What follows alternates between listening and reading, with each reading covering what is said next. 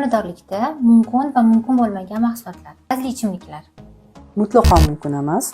Gazli ichimliklar odatda ichilgandan so'ng birinchidan oshqozondagi kislotali muhitni o'zgartiradi, oshqozon so'pini, va ichaklarda ham gaz yig'ilishiga olib keladi.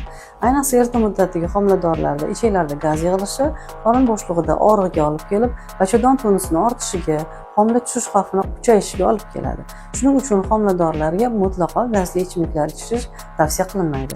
Fast foodlar. Fast foodlar ham sog'lom ovqatga kirmaydi. Fast foodlarning tarkibida mayonez, ketchup, ya'ni ovqatni ta'mini kuchaytirib beruvchi, o'ziga jalb qiluvchi omil hisoblanadi. Lekin mayonez tarkibida ham, ketchup tarkibida ham foydali ozuqa yo'q. Buni yegan homilador o'zi uchun kerak bo'lgan foydali oqsil, mineral va vitaminlar bilan to'yina olmaydi.